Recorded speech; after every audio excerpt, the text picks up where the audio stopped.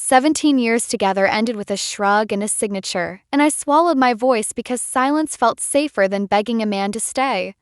Months later, his engagement balloons bobbed over our old beach, and I brought an envelope that started a countdown he never saw coming. "You're watching Revenge Files. Subscribe for a new twist daily." He said he was done on a Tuesday in late April in our kitchen in Savannah. Coffee was still steaming. The dishwasher hummed. He stood with his hands in his pockets like a bored tourist in a museum, reading off a plaque he'd already decided to ignore. I kept my breath even. My fingers wrapped a mug I didn't drink from. The tile felt colder than the words. His name is Evan, and for 17 years we were a reliable picture. Mortgage on a small brick home near Forsyth Park. 2 cars, both paid off.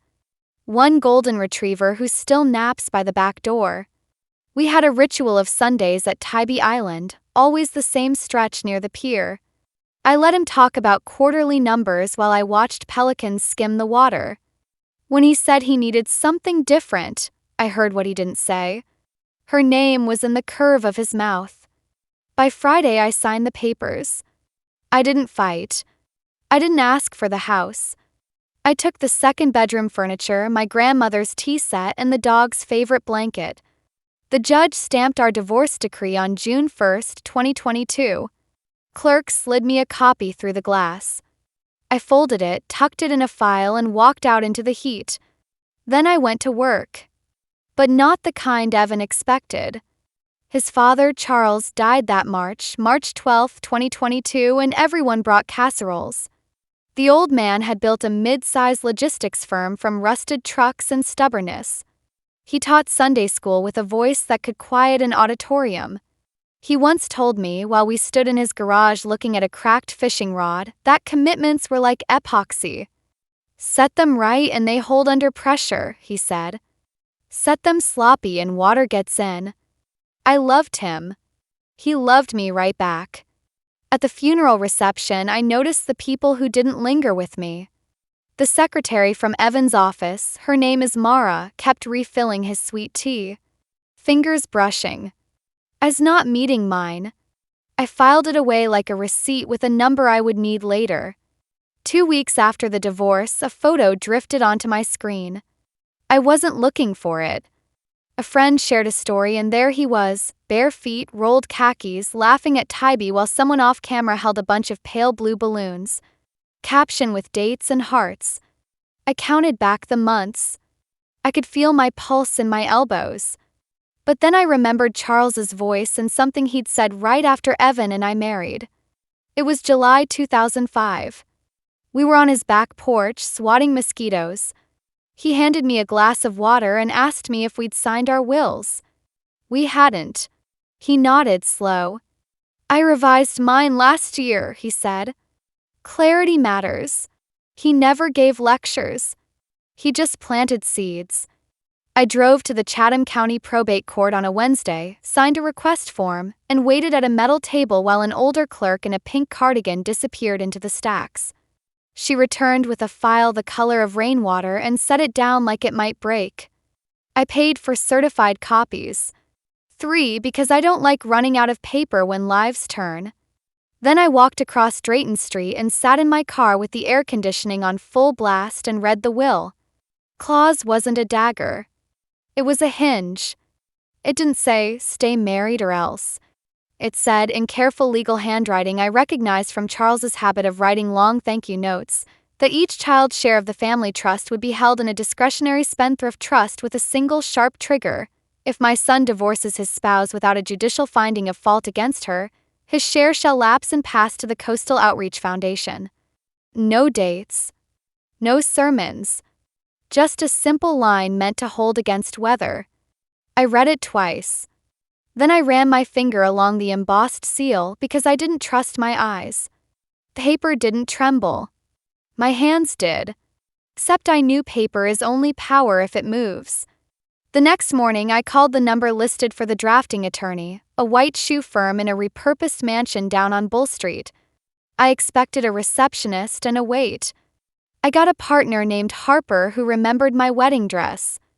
He adored you, she said, not unkindly. I said I had copies of the will and a fresh divorce decree. I asked if the trust had started making distributions to Evan. She paused. I could hear a drawer sliding open. Yes, she said. Quarterly since April. Another pause. We were not aware the divorce was final. I thanked her and drove to Atlantic First Bank, where the trust accounts lived. I didn't ask to see them. I asked for the branch manager and handed him a certified copy of the will and a stamped copy of the divorce decree. I included a typed letter requesting that, pending a judicial determination of the clause, any distributions to Evan be placed on administrative hold. We can't act without a court order, he said, polite. I know, I said, just as polite. I'll bring one. I did what Charles taught without teaching, I gathered. I requested itemized credit card statements for the last 6 months of our marriage. In Georgia, you can subpoena bank records in a divorce, but I hadn't. Now I asked my own bank for my statements, and the overlaps told a story anyway. A jeweler in Midtown with a $19,400 charge. A yacht charter deposit to a company on Wilmington Island for $6,000. Hotel rooms billed on nights he told me he was at late training. I printed each page on bright white 24-pound paper so the ink stood sharp. I slid them into sheet protectors. Plastic whispered like something alive. I hired an attorney with a narrow practice, probate litigation. Her name is Lila. She wore flats and carried a rolling case that looked like a rugged carry-on. The retainer was $8,200, which made me breathe in through teeth. I moved money from my savings and signed. I'll file a petition for construction of will and injunctive relief, she said. We'll seek a temporary restraining order to freeze distributions and preserve the res. I asked if this clause would hold. She didn't promise. Judges favor grantor intent, she said, especially with charitable remainders and discretionary language. We filed on a Monday. The hearing for a temporary restraining order was noticed for Thursday morning, August 18, 2022. I worked the copier like a machine operator. Will. Decree. Bank letter. Photo of balloons printed in color. I logged each exhibit in a spreadsheet with simple names and dates. I didn't sleep much, but I ate and I walked the dog, and at night I pressed my hands flat against the wall like I could feel the house exhale. 2 days before the hearing, Evan called. I let it ring twice before answering. He started in a voice designed to sound wounded. Why are you doing this? He asked. I let the silence fill like a tide. We're over, he said. Be a grown-up. I said, I am. Then I said, you knew about your father's clause. He didn't deny it. He exhaled through his nose. It's unenforceable, he said. Public policy. I told him he should tell that to the judge. He hung up. Then a text from an unknown number, a photo of a diamond ring on a manicured hand captioned with a single word, soon. I stared until the phone went dim. I set the phone face down. I placed another copy of the will behind Exhibit D and labeled it, for them.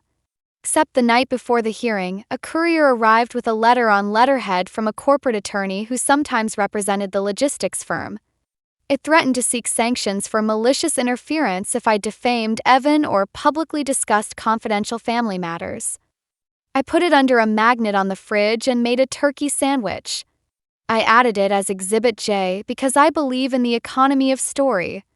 The hearing was short and precise. The judge had salt and pepper hair and a way of tapping his pen against his legal pad when he thought someone was wasting oxygen. Lila laid out the documents like cards in a game she liked to play. She didn't posture. She only asked for preservation. Evan's attorney argued about restraint on marriage. Lila answered with cases about honoring a testator's intent when charity sits on the other end of the scale and the clause doesn't induce a divorce but only recognizes one. The judge granted the TRO for 14 days, froze distributions, and set a show cause hearing for September 2, 2022. He told the trustee to account for any disbursements since April. He told both sides to act like adults. His pen tapped once more, then stopped. I walked out into the blinding heat and stood in the shade of a stone column. My chest ached like I'd been holding a plank. I texted the bank manager a photo of the stamped order. He replied with one line, "Hold in place." But then I saw the public invitation. Evan and Mara planned their engagement party for Saturday, August 20th, 2022 at 5 in the afternoon, where it all began. A banner photo showed the Tybee Pier. Caption begged for witnesses. I didn't plan to go until I realized I didn't have to speak to end this. I just had to deliver. I dressed simple. Navy sundress, flats I could walk in on sand, hair tied back because the wind can be rude. I slipped a single envelope into my tote. Inside, a certified copy of the will, a copy of the TRO, a summary page noting the clause in plain language, and a highlighted line from the trustee's accounting showing a distribution used to purchase a ring on July 7th. I didn't add a note. I didn't need to explain. The beach was a catalog. Tiki torches. A rented arch made of driftwood. White folding chairs sinking into the sand. People I used to see at holiday dinners, now standing in clusters like migrating birds.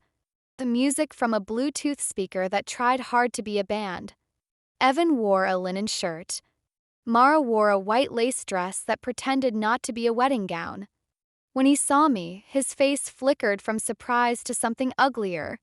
He took 3 steps, then remembered he shouldn't. He stayed put. I moved through the crowd, smiling at women who avoided my eyes. I paused by the aunt who used to bring pecan pie. "Hi, Gail," I said, because I don't forget names, even when people forget me. The front, next to the arch, a small table held gift bags and cards. A glass box with a slit in the top waited for envelopes. I placed mine on top of the stack and turned the highlighted clause toward the glass. Then I stepped back to where the tide snuck up and cooled my ankles. He started his speech with the practiced charm I used to respect. 17 years taught me many things, he said. I counted breaths. He went on about new chapters and honesty and gratitude. He lifted his hand, ready for applause he'd already rehearsed in his mind. Then Mara reached for the glass box. She lifted the top card. She read. I saw her mouth move over the words, "Divorce Lapse Foundation." She pulled out the second page. The stamp shone up at her in the late light. Her lips parted. She made a sound I will never forget, not a shriek, not a sob. A sound like fabric tearing slowly. People turned. He turned. The music hiccuped, then died. She held up the TRO like it was a snake. "What is this?" she asked, loud enough that the word cracked in the wind. Crowd shifted.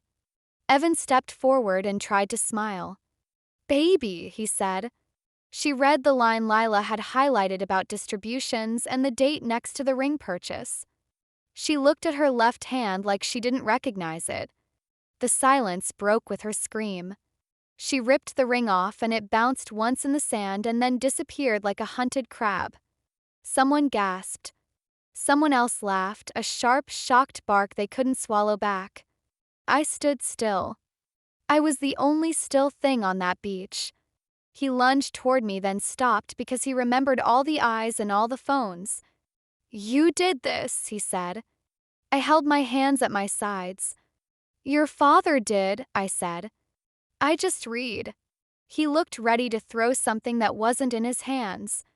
Then he noticed the bank manager's number at the bottom of the page.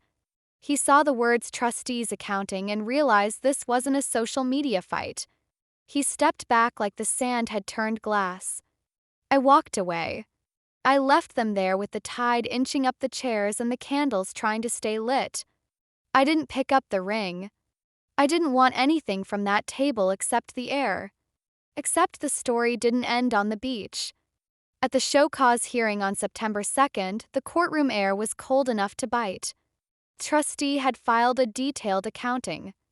It showed regular distributions since April and several post-death advances, coded as estate transitional support. It also showed reimbursement requests, the jeweler, the yacht deposit, 2 weekend hotel stays. Lila asked for a permanent injunction against distributions and a construction order confirming that Evan's share had lapsed on the date the divorce decree was signed. Evan's attorney argued the clause was a penalty on the fundamental right to marry and divorce. Lila answered with calm hands. "The trust is discretionary," she said. "It does not restrain, conditions the privilege of distributions on an objective fact. The grantor's intent is clear, and the charitable remainder is not speculative." She pointed to a letter from the Coastal Outreach Foundation accepting the remainder if the condition occurred. She pointed to Charles's handwritten note, preserved in the file, about rewarding faithfulness and service. The judge asked Evan one question. "Did you know this clause was in your father's will?" Evan lied. The judge looked at the trustee, who answered yes. The judge wrote for a moment in that careful, looping way judges are taught. Then he read his findings. He upheld the clause. He held that the trust's discretionary nature and the charitable remainder placed it on the enforceable side of a fine line. He ordered the trustee to cease all distributions to Evan and to fund the Coastal Outreach Foundation with the balance scheduled for him within 30 days. He ordered the return of any property purchased with trust funds since March, including the ring. He noted that the bank's hold preserved the residential and thanked both sides indirectly for the lack of drama in his courtroom. He granted my motion to shift fees tied to the injunction, $8,200 reimbursed to me within 20 days. Then he turned to me. "Ms. Ralston," he said, and I realized I still wore that last name like a coat I planned to donate. "Do you seek anything further from this court?" I shook my head. "No, Your Honor. I wanted only the quiet that follows a door closing softly and staying shut." But then the collateral ripples started. Evan's board removed him as interim president of the logistics firm. They cited judgment concerns and compliance findings. The yacht company resold the date and kept a portion of the deposit as liquidated damages. The jeweler retrieved the ring from the sand with a metal detector a local kid brought as a joke, which turned out not to be funny at all. Insurance refused coverage on the loss because the purchase used misapplied trust funds. Mara posted a benediction about lessons and new seasons, and then she deleted her account for a while. The Coastal Outreach Foundation sent me a handwritten note thanking me for protecting a donor's intent. I tacked it to the corkboard in my kitchen, next to a grocery list and a photo of the dog wearing a bandana he hates. I moved forward and measured inches. I sold the second bedroom furniture because I didn't need a second bedroom. I moved into a small place that faces east so the morning light finds my coffee before I do. I took the dog to the beach at odd hours and let him hurl himself into the surf like a small, happy boulder. I stopped checking Evan's life when the habit died of neglect. Except one evening in October, I opened a box I'd avoided. Inside were our wedding photos, and under them a letter from Charles wrapped in tissue paper I must have tucked away years before. The letter was dated July 20th, 2005. "I don't have much to teach you," he'd written, "but here is what I know. You cannot keep someone who wants to go. You can only keep yourself." The loop of his whys made me smile. I put the letter back in the box and shut the lid like you close a book you'll reread later. A week after the judge's order, Evan sent a final text. "You didn't win," he wrote. "You just ruined everything." I stared at the words. I thought about the ring dropping into the sand, how it disappeared immediately. I thought about the sound Mara made and the way a certain kind of man blames gravity when he trips over his own laces. I typed only this: "I didn't ruin anything." I enforced a sentence. Then I blocked his number and slept like a person who had stacked her papers and locked the drawer. People love a loud ending. They want shouting and applause. They want me to say I stood on a chair and read the clause into a microphone while gulls cheered. Truth is calmer.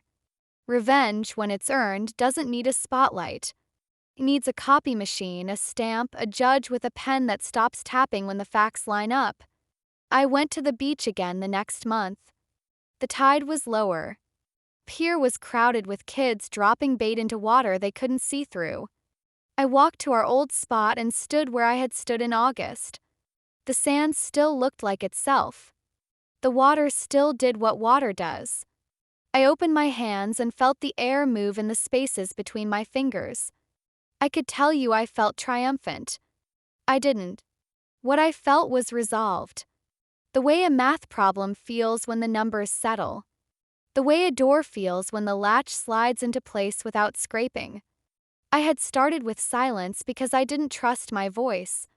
I ended with paper because words arranged correctly make their own sound. And if you listen closely, it's the sound of a promise kept, even when it arrives in an envelope on a windy beach.